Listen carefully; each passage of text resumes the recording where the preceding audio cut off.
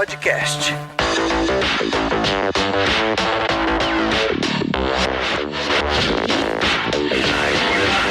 E se você quiser saber mais informações sobre a área de desenvolvimento de software da TOTUS, confere os links que eu vou deixar aí embaixo. E se você está nos escutando na sua plataforma de podcast, é só acessar o developers.totus.com.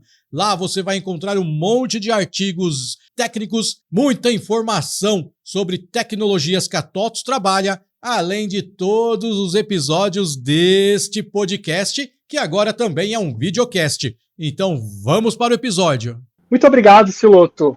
Oi, pessoal, eu sou o Renato Cunha, sou coordenador de engenharia de software aqui na TOTUS e hoje a gente vai conversar um pouco sobre o tema engenharia de software, os desafios e diferenças entre a visão acadêmica e o mercado. E para esse bate-papo hoje, eu estou aqui com os nossos convidados. Eu vou chamar o Guilherme Prezi, que é arquiteto front-end. Tudo bem, Guilherme? E aí, Renato? E aí, galera? Boa noite. Bom, como o Renato comentou, eu sou arquiteto aqui na TOTUS, tem 1 ano e meio. Eu também, inclusive, acabei me formando recentemente. Comecei em ciência da computação, terminei em análise para ser mais rápido. Quando eu me dei conta, estava 7 anos de faculdade, já tinha se passado. Tenho cerca de 8, 9 anos de experiência na área, sempre desenvolvimento front-end. E estão aí com esse pessoal bacana aí para trocar essa ideia. Legal. Seja bem-vindo, Guilherme. Estamos também com o Wesley, que é especialista em front-end também aqui na TOTUS. E aí, Wesley? Opa, boa noite, pessoal. Boa noite, Renato. Estamos aqui, trazendo essa especialidade aqui para o meio do pessoal. Bom, para me apresentar, o meu nome é Wesley, como vocês já sabem, foi falado. Eu sou formado em sistemas de informação. Eu só tenho essa cara de novo aqui, mas já estou passado faz um tempo. Me formei já em 2006. Vou pular o meio do caminho, No momento, estou fazendo mestrado profissional em engenharia de software e estou na TOTUS há 1 ano e meio, mais ou menos, como desenvolvedor especialista front-end. E é muito bacana, esse tema que a gente vai tratar aqui. Eu acho que vai ser bem produtivo essa noite. Muito legal, valeu, Wesley. Estamos aqui também com a presença do professor Gilianes. Tudo bem, professor? Tudo bem, boa noite. Eu quero agradecer o convite. Então, eu sou professor na Universidade Federal do Pampa, no campus de Alegrete. Eu leciono nos cursos de Engenharia de Software e Ciência da Computação e no mestrado profissional em Engenharia de Software. Então, eu e o professor Will estamos aqui para tentar dar uma visão acadêmica sobre a engenharia de software e como ela interage com a indústria. Muito legal, muito obrigado, professor, seja bem-vindo. E também, ao lado do professor, temos o professor Will. Tudo bem, professor? Tudo bom, Renato? Boa noite a todos, pessoal. Eu sou o professor Williamson Silva, mas podem me chamar apenas de Will, tudo certo? Também, assim como o professor Gilianes, ministro aula aqui no curso de Engenharia de Software de Ciência da Computação da Unipampa, assim como no programa de pós-graduação em Engenharia de Software aqui também. E acho que vai ser um bate-papo legal aí para a gente ter essas duas visões hoje aí sobre o que a indústria e a academia convergem ou divergem sobre a engenharia de software. Legal. Muito obrigado, professor. Muito obrigado. Sejam bem-vindos. E já para começar aí falando justamente de polêmica, eu quero trazer a pergunta aqui para a mesa, para os professores. Bom, a gente está falando de engenharia de software. O que torna um desenvolvedor de software um engenheiro de software? Ou, na opinião de vocês, o que faz com que... O que diferencia um programador de um engenheiro de software? Se os professores quiserem começar. Bom, o engenheiro de software ele tem toda uma base teórica para apoiar o conhecimento dele. Na verdade, existe uma diferença bem grande entre um programador que fez um cursinho e um profissional que se formou em engenharia de software, porque na engenharia de software a gente não é focado simplesmente em tecnologia, tá? Mesmo porque a tecnologia evolui muito rápido e nem é o objetivo da faculdade.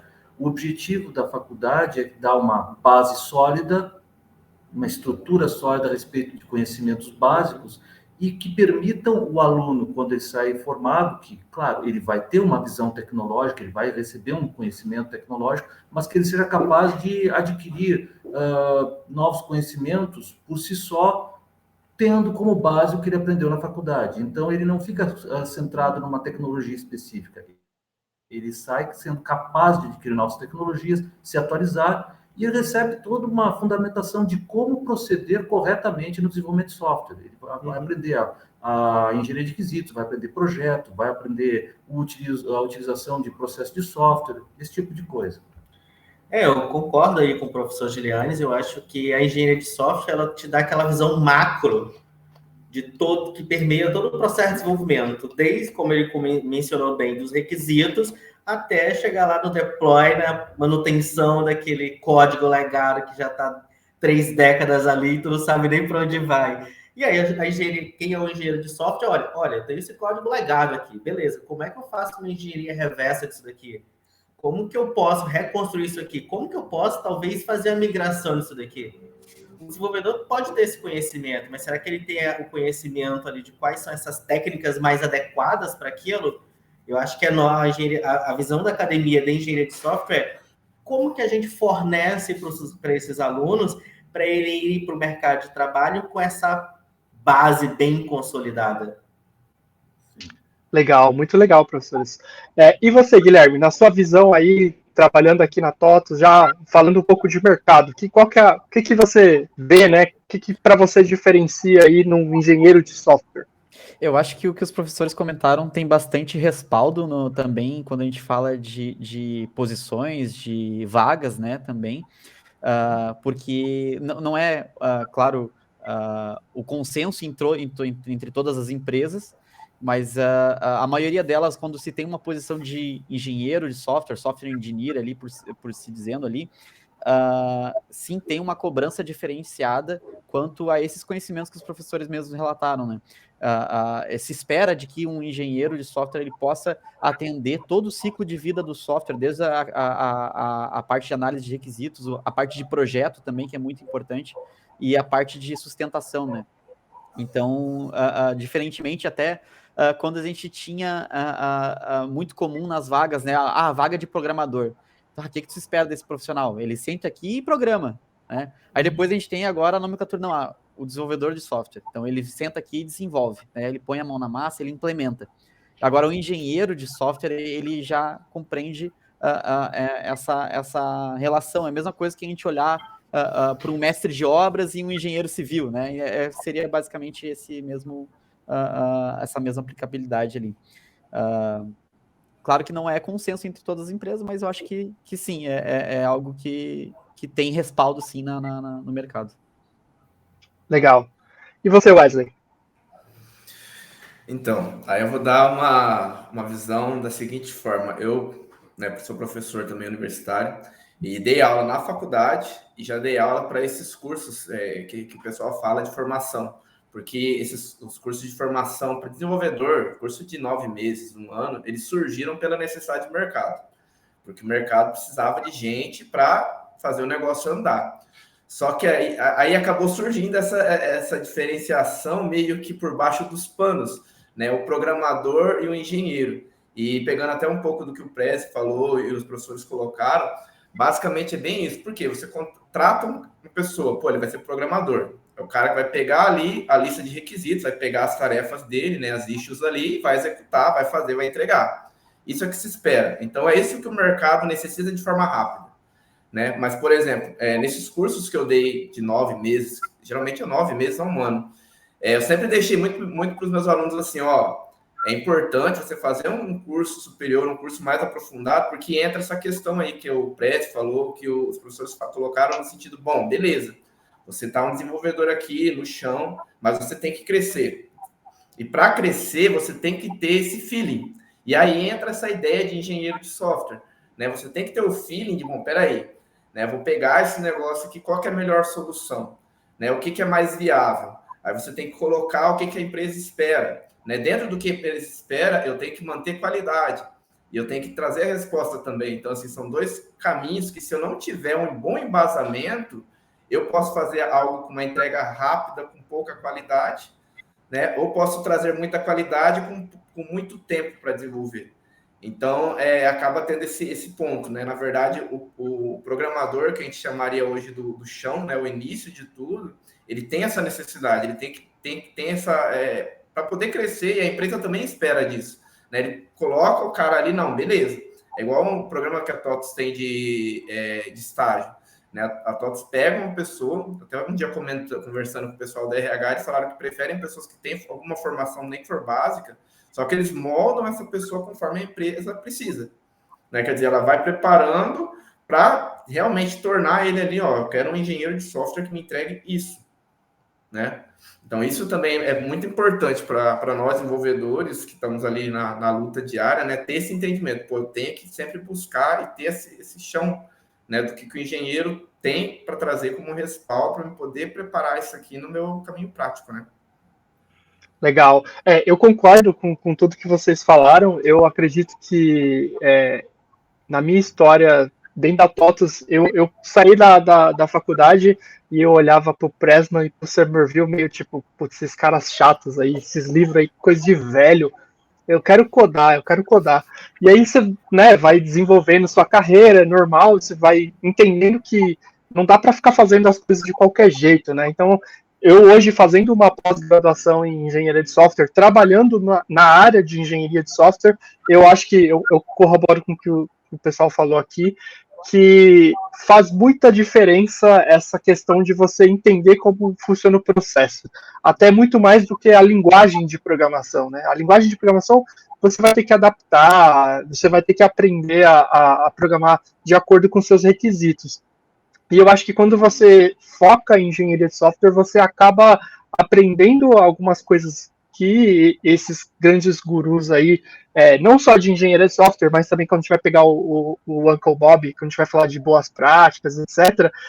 E você soma tudo isso, e eu acho que, pelo menos para mim, o que ficou marcado é que o engenheiro de software é o cara que sabe fazer concessão. Ele vai olhar, ele vai saber que a gente não consegue criar o software perfeito, mas ele vai ter que ter a maturidade de, dentro dos requisitos, dentro do que a empresa oferece para ele, e quais são os requisitos funcionais e não funcionais ali, ele vai tentar adaptar para criar o melhor software possível, né? Muito legal. Então, passado aí esse momento aí, que acho que nem foi tão polêmico, acho que todo mundo aqui gerou um certo consenso, a gente teve algumas falas aqui que eu vi se repetir, que é a questão do cursinho. Então, hoje é muito comum, acho que na pandemia, isso se acentuou demais, que essa coisa assim de empresas vendendo cursos do tipo, se torne um programador de Python, se torne um data scientist em 6 meses, em coisas do tipo. Como vocês enxergam esses cursos aí que prometem rapidamente colocar a pessoa no mercado? Como que vocês enxergam, por exemplo, esse profissional, o cara foi lá, falou, nunca programei na vida, ele fez um cursinho de React, e ele quer ser um dev, às vezes até um engenheiro de software ali, de full stack. Como que vocês enxergam isso? Começando pelos professores. Na verdade, eu estou justamente esse semestre, estou ministrando a disciplina de algoritmos e programação. Então, nós estamos entrando em programação somente agora, já teve mais de um mês de aula, e somente segunda-feira agora que a gente começou a entrar em Java. Na verdade, a gente começou primeiramente desenvolvendo a lógica do aluno. A gente começou a passar exercício de lógica, problemas para eles resolverem, para eles desenvolverem a lógica. Aí depois a gente entrou em fluxograma, pseudocódigo, esse tipo de coisa. Então, tinha aluno chegando e dizendo para a gente, quando é que a gente vai começar a ver programação mesmo? E eu comecei a falar, não, mas não é assim, tá? Na verdade, não adianta tu chegar e querer sair programando. Tu primeiro tem que desenvolver a tua lógica de programação. Tu tem que saber estruturar o conjunto de passos para resolver um problema. Tá? Algoritmos é isso. Um algoritmo, essencialmente, é um conjunto de passos para solucionar um problema. Os alunos têm que saber como entender o problema, como solucionar esse problema. Tá? A partir daí, se passa para a codificação. No momento que os alunos eles têm uma lógica de programação bem desenvolvida, eles saem daqui podendo aprender praticamente qualquer linguagem. Claro, demora um certo tempo, exige um pouco de esforço, mas não é. Eles têm essa capacidade certo? Então, a gente não foca exatamente numa tecnologia. Sim, nós trabalhamos bastante com Java nesse curso, outras linguagens também, mas principalmente Java. Mas o objetivo não é sair formando um programador. Eles vão aprender a programar também. Inclusive, a gente pede muita programação no nosso curso. Mas o objetivo é que o aluno tenha uma estrutura, uma base que permita a ele sair daqui capaz de aprender qualquer tecnologia nova, mesmo porque as tecnologias estão sempre em constante atualização. Eu costumo dizer para os meus alunos que a gente deita desatualizado e acorda mais desatualizado ainda, porque toda hora inventaram uma técnica nova, inventaram uma linguagem nova, inventaram um processo novo, inventaram uma arquitetura nova, o tempo todo, né? A gente tem uma disciplina, a gente tem 6 disciplinas, aliás, no curso, que são chamadas resoluções de problemas, em que basicamente o aluno tem que solucionar um problema e os professores agem como tutores. A gente não passa tanto conteúdo, a gente não dá aula normal. A gente até dá sugestões de conteúdo e tal, mas é o aluno que tem que apresentar a solução para a gente do jeito que ele conseguir fazer dentro dos parâmetros exigidos por cada versão da disciplina. E os alunos às vezes aparecem com umas tecnologias que a gente nem ouviu falar, a gente não conhece, porque estão toda hora lançando tecnologia nova. O problema é que essas tecnologias, muitas vezes, elas morrem antes de vingar. Elas duram 3, 6 meses e depois ninguém mais fala nelas. Então, o objetivo não é que o aluno aprenda tecnologia. O aluno vai sair daqui, ele vai ter que aprender tecnologias também, porque ele vai se desatualizar. Ele não pode ficar só com o que ele viu no curso. Então, o objetivo é dar uma estrutura teórica forte. Ele vai ver a prática, com certeza, muita prática, mas o objetivo é que ele tenha uma base teórica forte, de tal forma que ele saia daqui capaz de aprender por si só. Que ele entenda os conceitos das novas tecnologias que estão vindo e consiga aprendê-las.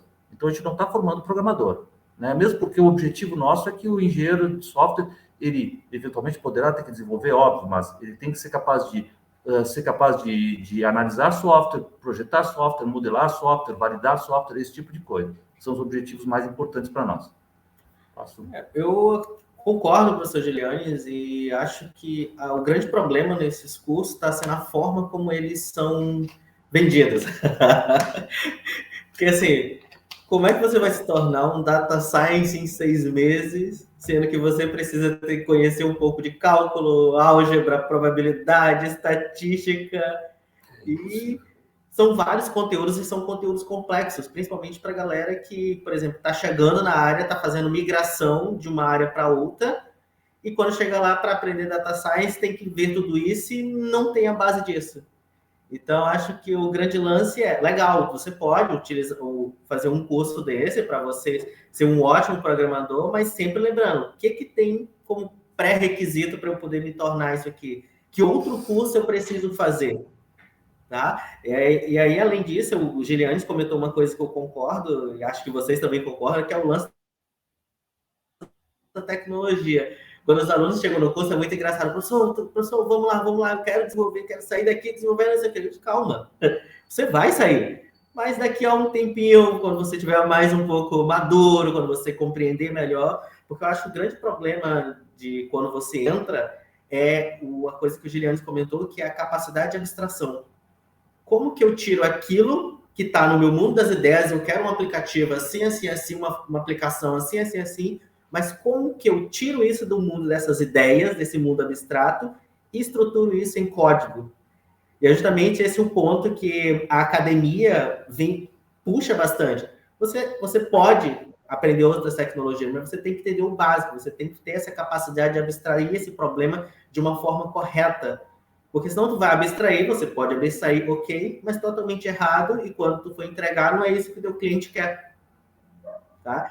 Então, essa capacidade de abstração, que eu acho que é uma das principais coisas que as universidades, faculdades puxam dos alunos. Você tem que entender como isso funciona.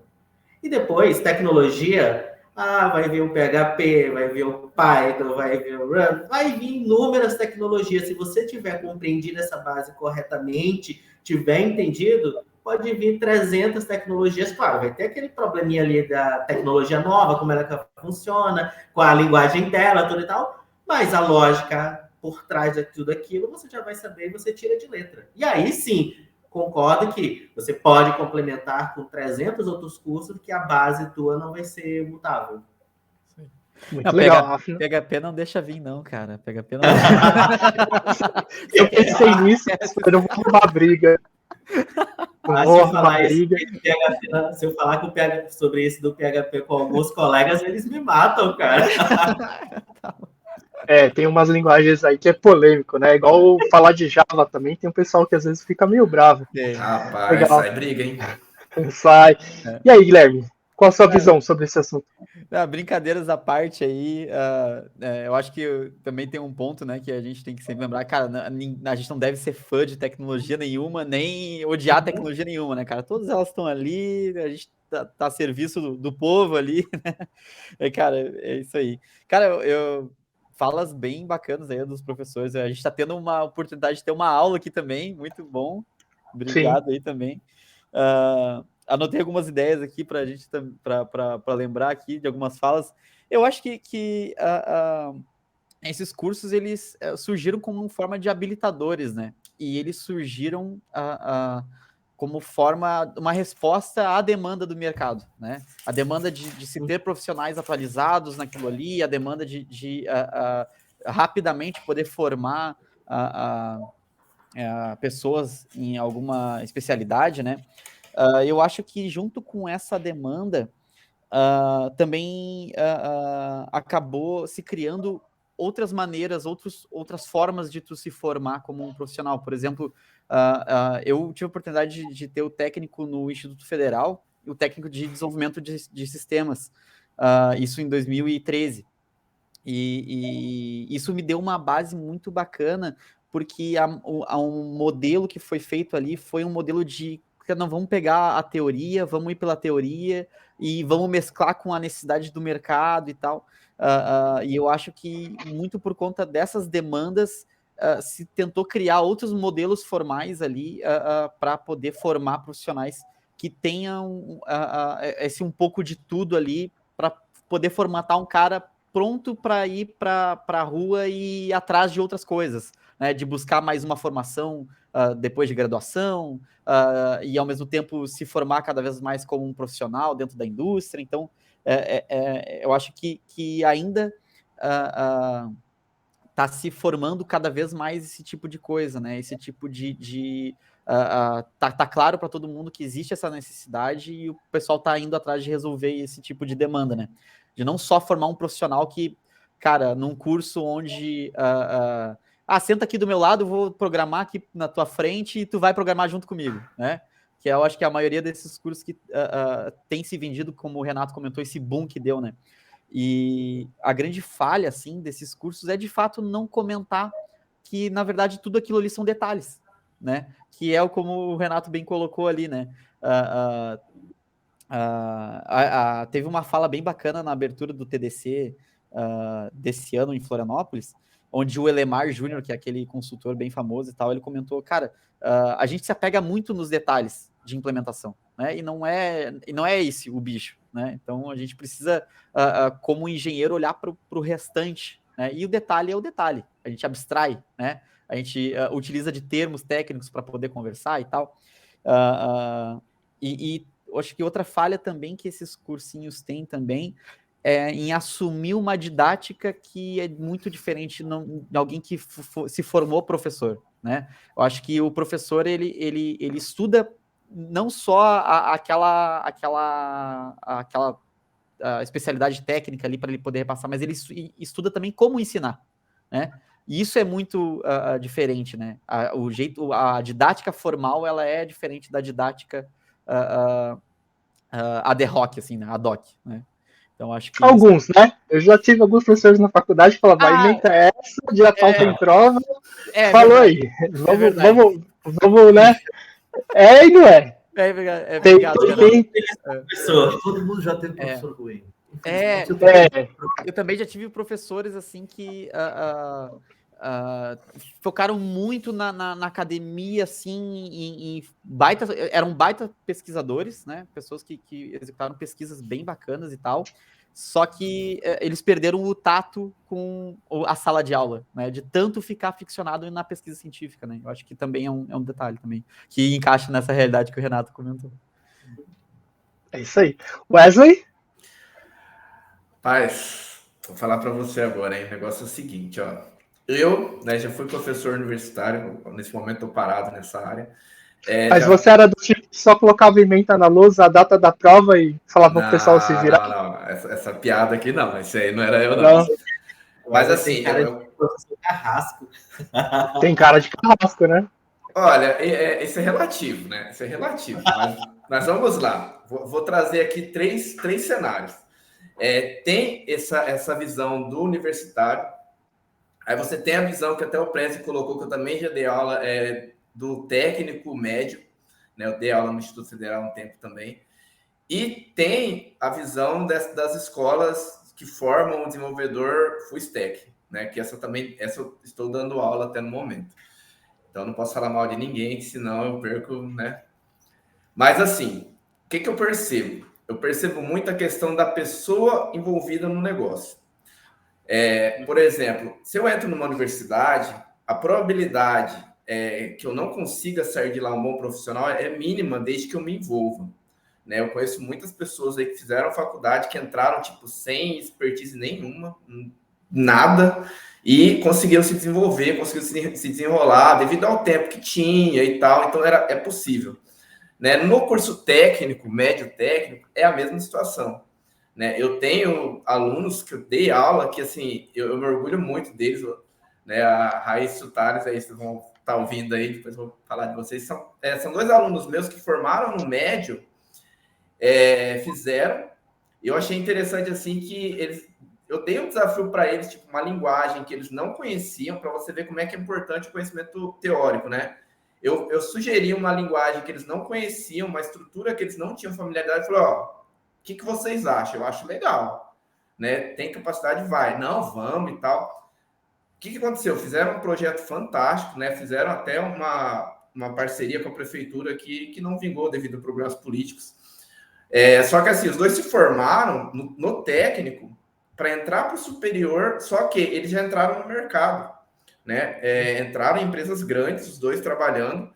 Começaram como júnior, normal, mas assim, eu vi a evolução deles, assim, eu tenho contato deles até hoje, muito rápido.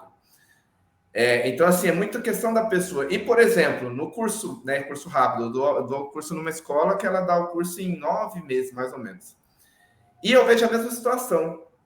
Eu vi pessoas ali, tipo, turmas que eu acompanhei até o final, pessoas assim que eu falo, ó, se tiver que indicar, pode dar meu nome que eu vou indicar. Né? O que eu quis trazer nesse cenário aqui? Tudo envolve a questão da pessoa e o querer dela realmente. Dela querer se envolver, e principalmente numa coisa que às vezes eu vejo muito necessidade na nossa área, talvez o Prezi vai concordar comigo ou não, mas é a questão de ter a mente aberta no sentido assim, bom, peraí, eu me formei numa faculdade, quer dizer, eu tenho um embasamento teórico muito bom, mas eu preciso me preparar mais para as ferramentas. Então eu tenho que ter essa mentalidade de muitas vezes abaixar a minha cabeça e falar assim, não, peraí, eu sou bom aqui, mas eu preciso melhorar aqui. E com isso a gente vai se engajando, vai melhorando. O cara que fez um curso técnico é bem mais reduzido, é mais reduzido do que o superior. Então ele também tem que ter essa mentalidade. Bom, peraí, eu já tenho um conhecimento um pouco melhor teórico, um pouco melhor prático, mas, né? Então, assim, é a questão de ter essa visão de baixar a bola e sempre perceber que tem mercado para crescer, o mercado está aí. E o que eu preciso buscar? E a mesma coisa no curso, né, indo para o mais rápido, né, de 9 a 10 meses, quer dizer, aí tem 2 pontos, né? Porque esse curso geralmente são pessoas de transição de carreira e tem a questão que geralmente se trabalha. E eu falo para eles que o desafio é muito maior. O desafio é maior por quê? Porque se você não dedicar, vai ser bem mais complicado. E eles entram com o mercado, se eles se dedicarem bem, com um técnico muito bom. O conhecimento de ferramenta muito bom. Só que falta muito o quê? A base teórica. Né? Por isso que eu falo, mais uma vez, a gente focar na pessoa desenvolvedora, né? E não na estrutura mesmo em si. As estruturas são boas, tirando alguns cursos que realmente, por exemplo, o Data Science eu acho comédia 6 meses, isso não dá, né? Esse não passa. Exemplo meramente ilustrativo. Meramente ilustrativo. Exemplo. Mirou no verde, acertou no maduro. Sem querer. Eu colaborando um pouco para a conversa, eu acho que assim, eu acho que tudo são momentos na vida das pessoas, né? Eu acho que teve muita gente que talvez não teria condições de pagar ou de conseguir fazer um curso superior em engenharia de software ciência da computação, alguma coisa do tipo, fez um curso desse para conseguir uma colocação no mercado. Eu acho válido, mas somando aqui a conversa de todo mundo, eu acho que o recado que ficaria esse curso ele vai te levar só até algum lugar. Então você tinha, por exemplo, na pandemia, um boom de vagas, o pessoal precisando de full stack, engenheiro front-end, etc. React adoidado, todo mundo fazendo lá seus apps. Então o mercado estava ali com alta demanda. Então ele foi captando. Então qualquer pessoa que fazia um curso desse, o cara ia lá num site desses aí de ranking de programação, ele fazia os desafios ali, às vezes nem entenderam muito bem o que ele estava fazendo, mas ele conseguia e passava numa entrevista. O problema é que isso só vai te levar até um ponto. A hora que o mercado, como sempre, tudo é cíclico, né? Você vai ter uma alta e depois você vai ter uma baixa, quem vai ficar é quem se destaca. E quem que se destaca? É um cara que ele vai se formar, ele vai procurar um embasamento teórico, igual os professores falaram, os colegas comentaram.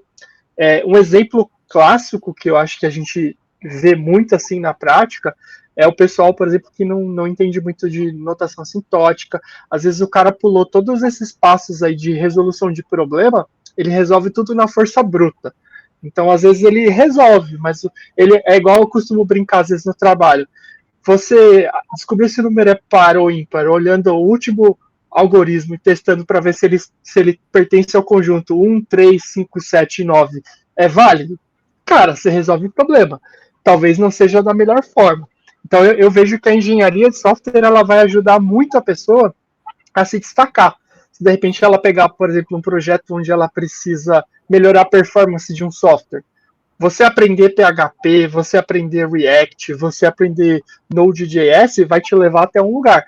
Não é o fato de você saber programar Go que automaticamente as suas aplicações são super performáticas. Se o seu algoritmo é uma porcaria, se você não entende como você está alocando memória, como você está trabalhando os recursos que você tem, você vai sempre partir para aquela a coisa de, põe mais memória. Às vezes a gente fica brincando lá no trabalho do tipo, como que a gente conseguiria fazer isso daqui consumir menos memória? Ou, putz, o pessoal às vezes vai fazendo as coisas sem pensar. Você sobe lá um container lá com Node e ele já está consumindo sei lá quantos megabytes. Aí fala, pô, os caras iam para a Lua com kbytes de memória, por que você está com essa fartura aí e para resolver um endpoint ali, um REST simples, né? Então eu acho que nesse ponto a engenharia de software ela vai te dar um plus, né? Eu acho que da conversa aqui o que fica é a gente não quer elitizar de dizer que só é programador que vale quem fez um curso superior em engenharia de software, mas esse cursinho aí, ele é um cursinho. Você tem que ter essa noção que ele vai te dar um direcionamento até certo ponto. Depois você vai precisar de uma base. Se você puder começar tendo uma base sólida, ótimo. Se de repente não é a sua condição, talvez traçar um plano, né, de você começar ali com esse cursinho que vai te dar uma renda e depois você tem que entender que você não pode parar e não fazer essa fixação por tecnologia, né? Acho que isso aqui está bem claro. Não fique, eu vou aprender Rust. Rust é o futuro, Rust é a linguagem, vamos lá. Legal, você pode aprender Rust, mas você não pode fazer isso o foco da sua carreira. Você tem que entender como que as coisas funcionam, né? Falando um pouco nessa questão de carreira, de curso, eu queria conversar com vocês aqui, primeiro com os professores, entender um pouquinho de como que a academia está fazendo para se adaptar a esse mundo moderno. Então, como que vocês, no dia a dia, se puderem comentar um pouco, como que vocês estão modernizando o curso, eu peguei isso numa fala de vocês, de trabalhar essa juventude aí que está sedenta para fazer sua startup e no primeiro dia o cara já quer ter o app dele publicado. Como que vocês têm trabalhado o curso para atender essa demanda do mercado de ter um profissional veloz? Bom, na verdade, isso é uma coisa que a gente discute muito. A academia ela tem um problema dessa constante atualização. Tá? Então, às vezes, a gente não consegue acompanhar totalmente isso. O que nós temos aqui no curso? Nós temos 6 disciplinas de resolução de problemas. Basicamente, são 6 semestres em que os alunos eles recebem um problema e eles têm que resolver esse problema. Esse problema ele vai se tornando cada vez mais complexo à medida que os alunos avançam no curso. no último curso eles têm que ser gestores, eles têm que gerir um projeto, tá? Enquanto que nos primeiros semestres era um problema mais simples. Mas o que acontece? Basicamente, como a gente trabalha com uma metodologia de educação que é aprendizado baseado em problema, o professor, ele atua como um tutor, ele não é um professor normal que vai para o quadro e passa conteúdo para os alunos. A gente dá o problema, a gente diz as condições que esse problema tem que ser enfocado, os alunos são organizados em equipes e eles têm que nos apresentar a solução no final do semestre. Eles fazem tem vários acompanhamentos, tem várias avaliações individuais, avaliações em grupo, mas no final os alunos têm que apresentar um mínimo de solução relativo ao problema que foi apresentado, senão eles simplesmente reprovam. Então, sim, o nível de reprovação é um pouco alto, tem desistência, e essa disciplina exige muito do aluno, porque o aluno tem que correr atrás de solução. Ele tem que ir na biblioteca, ele tem que ter na internet, ele tem que entrar em fóruns, tem que procurar soluções para aquele problema. O professor, ele indica conteúdo, mas ele não dá conteúdo. Ele não vai sentar com o aluno e vai dizer, isso aqui está errado por isso. Ele pode dar dicas. Eu acho que tem que ir para esse caminho que tu fosse aí não é uma boa. Melhor que tu ir para esse outro. Mas o aluno tem que apresentar a solução para nós. Então, o enfoque é diferente. Isso tem demonstrado ser um diferencial do nosso curso. Os alunos que saem, os egressos, eles dizem que isso prepara eles muito para o mercado de trabalho. O mercado de trabalho é assim, tá? Eles não vão receber tudo na mão, eles vão ter que se virar quando entrar no mercado de trabalho para encontrar soluções. Então, isso é considerado um diferencial para os nossos egressos. Os alunos, durante o curso, muitos deles reclamam, dizem que é uma disciplina muito puxada. O professor Will, inclusive, é o nosso coordenador, ele pode acrescentar mais inclusive. Mas, quando os alunos saem, eles chegam para nós e dizem, olha, é isso que me fez diferente, isso que me fez competitivo no mercado de trabalho, porque eu saí daqui preparado para resolver problemas. Porque, essencialmente, desenvolver software é solucionar problemas. Tá? Então, essa acho que é a nossa maior forma de se adaptar à constante evolução tecnológica. Mas também, muitas coisas, assim, a gente diz para os alunos assim, que não é porque está na moda agora que eles realmente devem usar. A gente tem que chegar e dizer assim, peraí, olha, esse problema que a gente está dando, essa solução que tu tá propondo, ela resolve realmente esse problema? Realmente, essa tecnologia nova que está surgindo, ela é promissora? Porque, como a gente já falou, muitas vezes estão sempre lançando tecnologias novas, elas duram 3 a 6 meses e são abandonadas, porque o pessoal viu que, na verdade, elas não eram realmente úteis. Deixa o Will colaborar um pouco. Nesses componentes tem justamente esse questionamento bastante dos estudantes, por que não focar tanto nessa tecnologia, como a gente já mencionou aqui, já relatou, porque o objetivo é fazer tu pensar um pouco fora da caixa. E desde quando eu comecei a dar aula lá, não muito tempo atrás, mas eu sempre tive essa necessidade de como que eu faço os meus alunos serem mais proativos e não saírem totalmente brutos para o mercado de trabalho. Porque quando chega lá no mercado de trabalho, vocês sabem disso, todos nós sabemos, a pegada é totalmente diferente. Não tem assim, vamos sentar e vamos todo mundo fazer o requisito juntinho. Vamos sentar e vamos... Não é. É um negócio assim, faz aí para ontem. Às vezes nem chega o requisito. Exato. Eu lembro agora das vezes que eu dava aula e eu fazia um cenário lá bonitão, tudo e tal. Aí o aluno chegava assim, nossa, professor, isso aqui tá ambíguo. Eu digo, professor, essa especificação tá assim, eu não consigo entender. Eu digo, querido, tu tá pelo menos recebendo a especificação. Muitas vezes você vai trabalhar, tu não tem nem isso. Tu vai ter que bolar a tua própria especificação. Tá? E aí eu sempre fiquei pensando, e eu sempre tentava trazer abordagens diferentes para dentro de sala de aula. A aprendizagem baseada em problemas é uma delas, mas eu também utilizava bastante aprendizagem baseada em projetos. Teve uma experiência bem legal que eu tive em que eu trazia em alguns momentos da disciplina a galera da indústria. Então, por exemplo, galera, agora a gente vai ver requisitos. Então, trazia e corria atrás de um engenheiro de requisitos. Traz aqui a tua experiência para dentro de sala de aula. Os alunos ficam assim, uau! E eu acho que essa é uma grande preocupação para a maioria dos professores que dão aula em computação, engenharia de software e sistemas de informação, que é como que eu trago essa realidade da indústria para dentro. Porque muitas vezes o que acontece, e aí acho que a gente pode chegar nesse ponto, há uma distorção muito grande entre o que é ensinado e o que a indústria usa.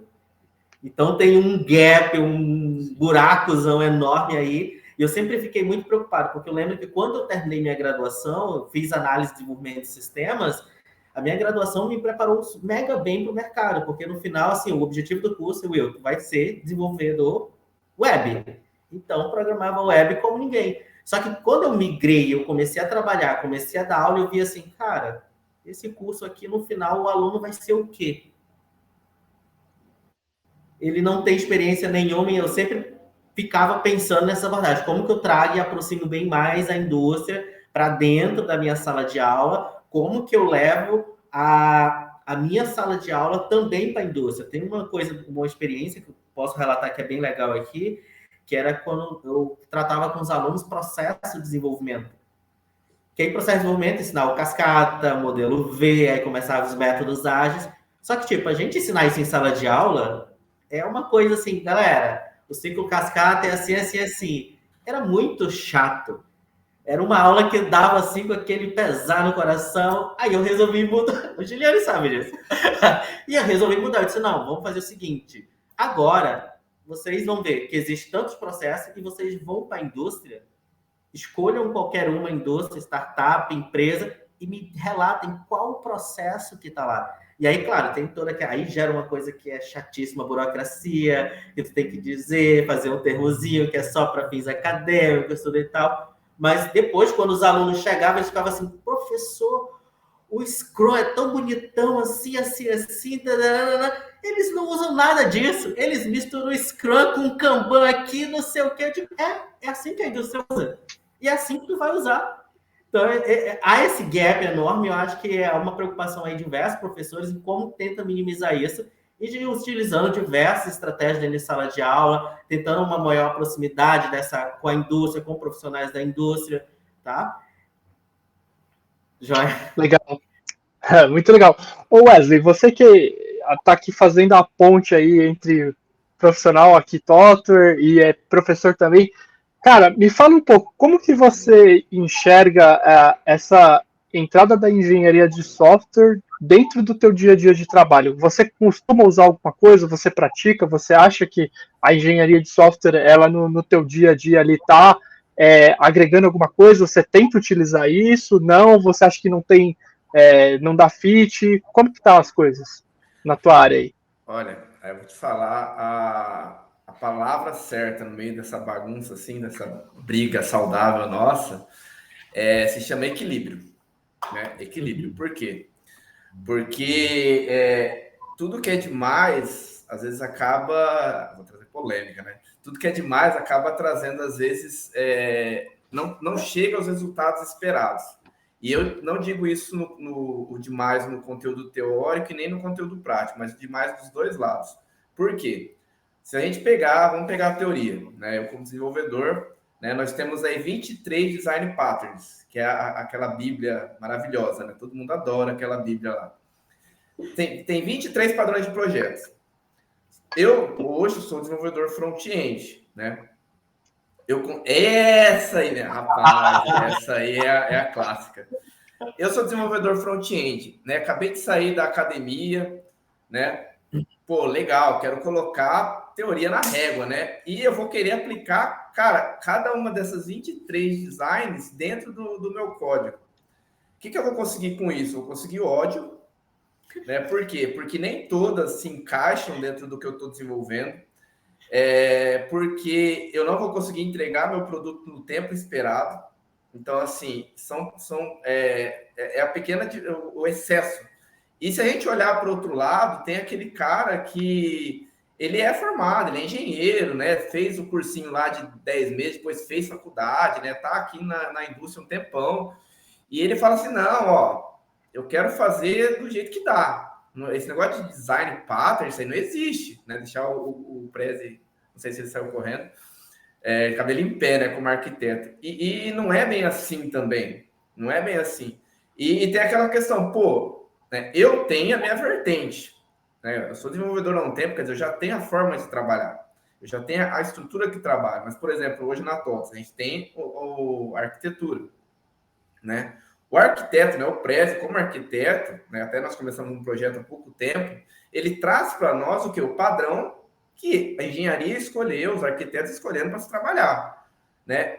É o melhor de todos os mundos?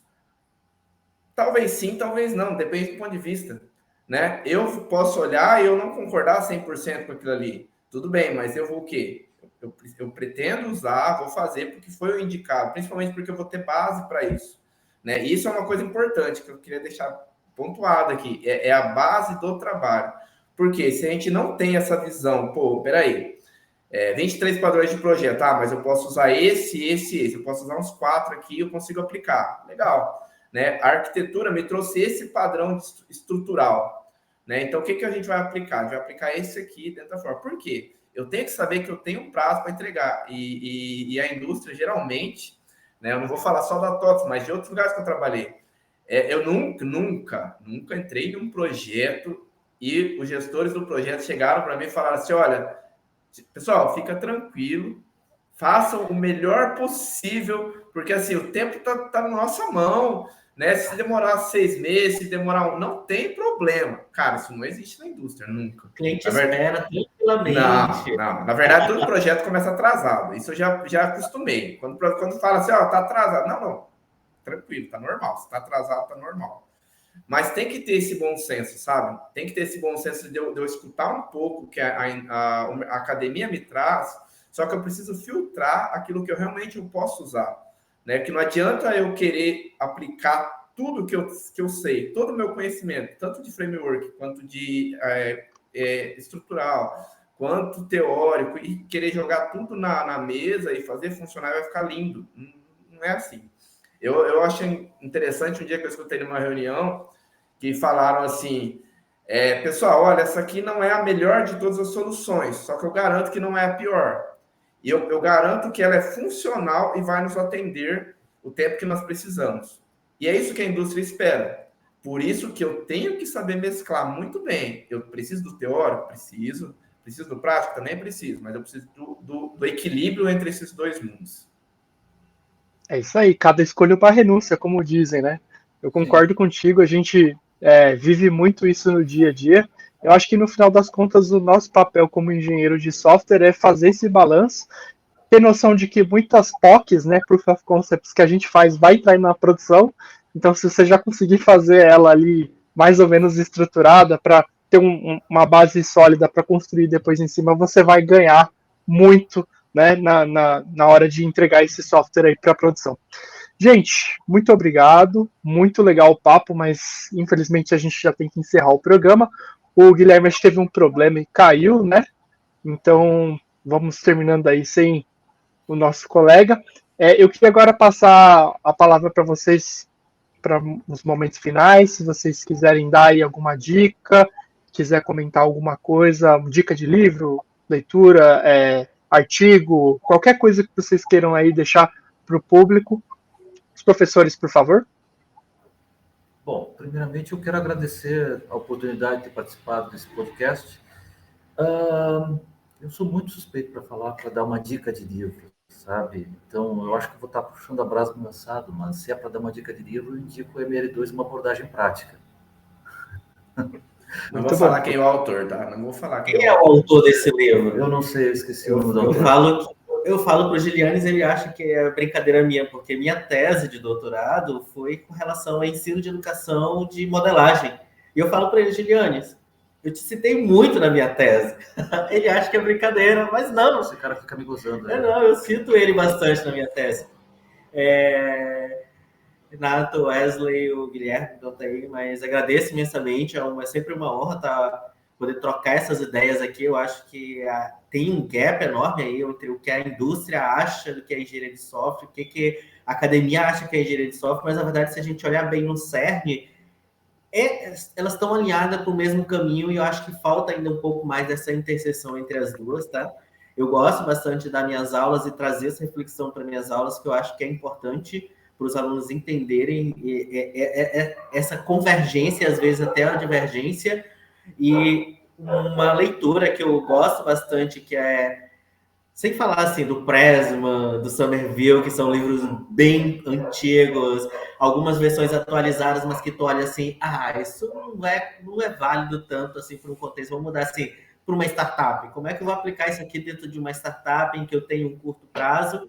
E tem um autor brasileiro que eu gosto bastante, é o professor Marco Túlio Valente, da UFMG, e ele ele começou uma pegada de tentar atualizar esses livros de engenharia de software, e aí ele propôs um livro que é gratuito, tá? Ele é aberto para a comunidade, é Engenharia de Software Moderna. Eu acho uma leitura bem a cara de engenheiros de software que querem empregar a coisa e querem entender ela de uma forma mais... empregar a engenharia de software de uma forma mais prática, tá? Essa é uma recomendação que eu dou para quem quer compreender um pouco mais o cerne da engenharia de software, isso aplicado ao contexto de desenvolvimento atual. Antes de encerrar, era bom a gente falar com uma coisa que não foi muito colocado, que talvez devesse ter sido abordado, é a questão que a falta que eu percebo ainda, a falta de ligação entre a indústria e a academia, que uma coisa que a gente discute às vezes é que a academia pesquisa num sentido, a indústria vai para outro, e parece que elas não se conversam muito, e que não deveria ser assim. A indústria deveria trazer os seus problemas para a academia a auxiliar a resolver. Na verdade, esse é o objetivo do nosso curso de mestrado, nossa pós-graduação em engenharia de software profissional, nosso mestrado profissional em engenharia de software, que o objetivo dele é justamente esse, é pegar e fazer contato com a indústria e procurar fazer parcerias, de eles enviarem alunos, liberarem os alunos por algum tempo, não totalmente, óbvio, mas por algum tempo, para que eles pudessem fazer mestrado conosco, trazendo um problema da indústria para que nós pudéssemos auxiliar a solucionar esse problema, certo? Então, o Wesley, por exemplo, ele é nosso aluno, né? É aluno meu e do Will, ele está sendo orientado por nós, ele está trazendo um problema da indústria para nós tentarmos apresentar uma solução. Claro que, como é mestrado e o tempo é curto, não vai ser uma solução para resolver o problema do mundo, mas o Wesley, ele vai resolver uma parte desse problema. Aí depois, a indústria pode seguir mandando alunos, tá? E nós vamos resolvendo o problema deles aos pouquinhos, que é como funciona a pesquisa acadêmica. Então, a gente percebe muito essa falta de conversa, interação, sinergia entre a indústria e a academia. É isso que nós procuramos. Nós queremos alunos da indústria. Tá? Então, de novo, puxando a brasa para o nosso assado, nós temos um mestrado profissional e nós temos muito interesse em alunos da academia que queiram trazer seus problemas da indústria, problemas das empresas onde trabalham, para que nós possamos fazer pesquisa nessa área. Então, nós ajudamos a indústria nos ajuda, e nós gostaríamos de fazer esse tipo de parceria. Temos muito interesse nisso. Muito legal. Eu acho que, inclusive, aqui já fica até uma pauta para uma parte 2 desse podcast, para a gente conversar mais, né, em como que a gente pode aproximar as duas, depois até bater um papo aí, de repente, para ver se a academia de vocês tem aí para alunos remotos, né, de repente o pessoal aqui de São Paulo, tá o Renato Cunha que queira fazer um curso. Mas muito obrigado, professores. Wesley, sua recomendação, palavras finais? Primeiramente, agradecer, né, por esse momento, agradecer você, Renato, por estar aí com a gente, os professores por cederem esse tempo aí para estar conosco também. E eu acho assim, uma palavra muito importante, né, que a gente, como desenvolvedor, né, olhando como desenvolvedor, como aluno, é o equilíbrio, né? A gente tem que sempre ter essa visão de equilíbrio.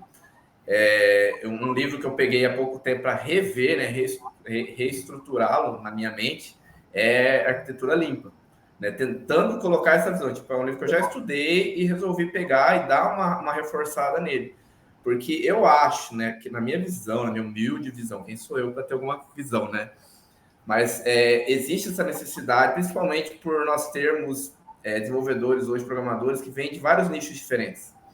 E tudo diverge para o mesmo lugar, né? A visão da academia diverge para o mesmo lugar que a visão que a indústria tem.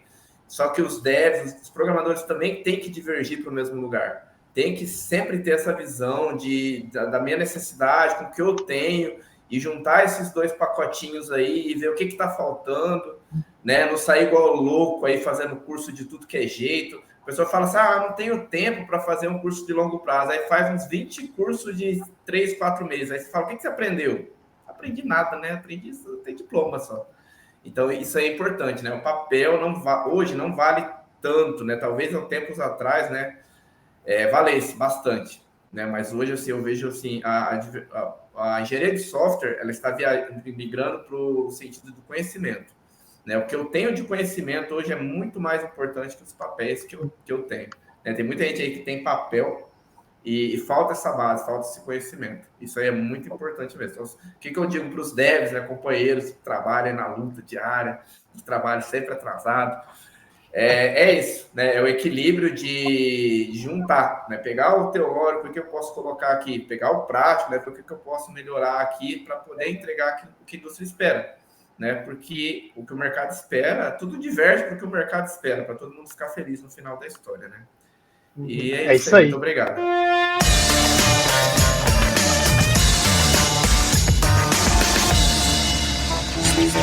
Podcast.